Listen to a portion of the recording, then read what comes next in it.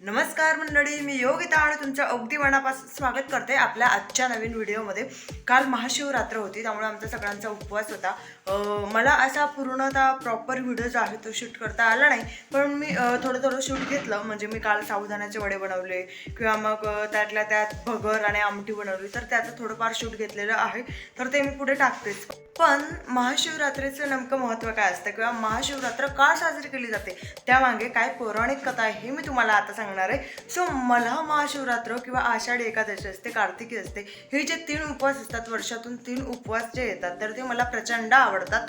तर खूप छान वाटतं उपवास केल्यानंतर. आणि लहानपणापासून माझ्या माहेरी सुद्धा अगदी लहानपणापासून तर मोठ्यापर्यंत सगळ्यांचा उपवास असायचा या दिवसांमध्ये. तर मला ते अगदी लहानपणापासून गोडी लागलेली आहे. तर महाशिवरात्रीची अशी एक कथा आहे. एक शिकारी असतो, तो एक घनदाट जंगलामध्ये जातो आणि तो शिकार करण्यासाठी, आता शिकारी म्हटलं म्हणजे तो निर्दयीच असणार आहे, त्याला दया नाही. कारण शिकारी जो आहे तर त्याला दुसऱ्या प्राण्याला मारून त्याचं पोट भरायचं असतं, त्याचा परिवाराचं पोट भरायचं असतं, त्यामुळे तो निर्दयीच असणार आहे.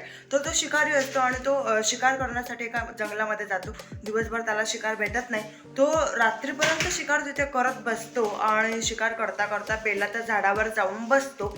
बेलाच्या झाडावर जाऊन बसताना तो शिकारीकडे लक्ष ठेवत असतो की कोणी दिसतंय का, वाघ, हरिण कोणी दिसतंय की त्यांचे शिकार करूया आणि आपलं पोट उदरनिर्वाह तो भरेल, असं त्याला वाटतं. बेलाच्या झाडावर बसल्यानंतर पटकन त्याला शिकार मिळत नाही, म्हणून तो काय करतो, बेलाच्या झाडाचे जे पालं असतात तर ते तोडतो आणि खाली फेकायला लागतो. खाली शंकराची पिंड असते आणि बेलाचे पानं जे असतात तर ते शंकरीवर पडतात आणि नकळत त्याच्याकडून सेवा घडली जाते. आणि त्यातल्या त्यात जागरणही होतं, रात्र असते आणि त्यातल्या त्यात त्याचा उपवासही होतो, कारण त्याच्या पोटात सकाळपासून काहीच नसतं. तर त्यामुळे नकळत त्याची सेवा होते. तर तिथेच शेजारी तळं असतं, तिथे एक हरिण पाणी पिण्यासाठी येते आणि हरिण जेव्हा पाणी प्यायला लागते तेव्हा शिकाराला वाटते की अरे बापरे, आता तर मला शिकार सापडली. म्हणून हरिण त्याच्यावर बाण ताणतो आणि मग हरणाला कळतं की अरे बापरे, इथे शिकारी आहे. तर हरिण जे असतं त्याला वाचा फुटते आणि हरिण म्हणतं की अरे महापुरुषा, तू मला मारू नकोस, मी गर्भिणी आहे, माझ्या पोटामध्ये बाळ आहे, माझ्या बाळाला जन्म देते आणि मग मी तुझ्याकडे येते, तेव्हा तू मला मार. तर तेव्हा शिकारी म्हणतो, तुझ्या गोड बोलण्याने मी अजिबात फसणार नाहीये, त्यामुळे मला शिकार करायची आहे, माझा उदरनिर्वाह या शिकारीवरच चालतो, माझं पूर्ण कुटुंब उपाशी आहे, असं तो शिकारी त्या हरणाला म्हणतो. पण ते हरिण म्हणतं, हरिण लगेच असं एकदम सुसंस्कृत बोलायला लागतं, छान वाणी द्यायला लागतं आणि हे ऐकून शिकारी सुद्धा खूप अचंबित होऊन जातो. हरिण त्याला सांगतं की जर तू 100 लहान लहान जीवांना मारशील तर एका हरणीला मारण्याचं पाप लागतं आणि 100 हरणींना मारल्यानंतर एका बैलाला मारण्याचं पाप लागतं. 100 बैलांना मारल्यानंतर एक गोहत्येचं पाप लागतं. 100 गोहत्येला मारल्यानंतर एक ब्राह्मणाला मारण्याचं पाप लागतं आणि 100 ब्राह्मणाला मारल्यानंतर एका स्त्रीला मारण्याचं पाप लागतं. मग जर मी वापस आले नाही तर या सगळ्या पाप जे आहे तर ते माझ्या डोक्यावर किंवा माझ्या पदरी पडतील, अशी हरिण त्याला सांगते.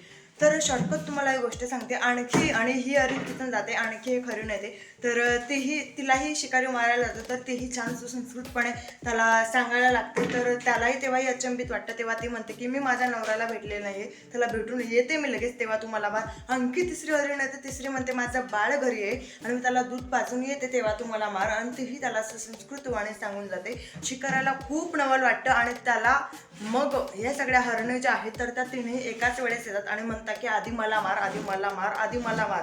तेव्हा शिकारी जे आहे तर त्याच्या मनामध्ये प्रथमतः दया येते आणि त्याच्याकडून महाशिवरात्रीचा हा उपवास असतो, घडलेला असतो. शंकराच्या पिंडीवर बेल टाकून त्याची पूजा झालेली असते, त्यामुळे त्याचा जो देह असतो तर तो चांगल्या सत्काराने लागतो. त्यामुळे त्याचा जो दिवस असतो तो सत्काराने लागतो आणि त्याचं नकळत जे काही त्याने पाप केलेले आहेत तर ते धुतले जातात. मित्रांनो, हेच महाशिवरात्रीच्या दिवशी आपण छान उपवास केला, मनोभावे देवाची पूजा केली, तर आपल्याकडून जे काही नकळत पाप झाले तर ते सगळे धुतले जातात. तर अशा पद्धतीनं महाशिवरात्रीचा उपवास मोठ्या उत्साहानं केला जातो. प्रत्येक घराघरामध्ये फराळ केलं जातं, उपवास केले जातात, महादेवाची पूजा केली जातात, महादेवाचे छान छान मंदिरं असतात, तर तिथे जाऊन महादेवाची पूजा अर्चना केली जाते. अशा पद्धतीनं महाशिवरात्र साजरी केली जाते. तर महाशिवरात्रच्या दिवशी मी काही फराळ बनवलं होतं. तर साबुदाण्याची खिचडी त्यात बनवली होती आणि त्यातल्या त्यात त्यामध्ये आमटी बनवली होती, शेंगदाणे आणि मिरच्यांची आमटी छान लागते.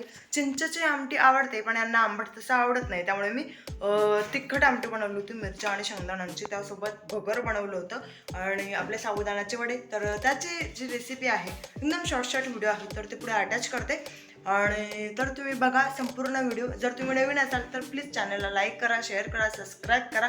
तर चला.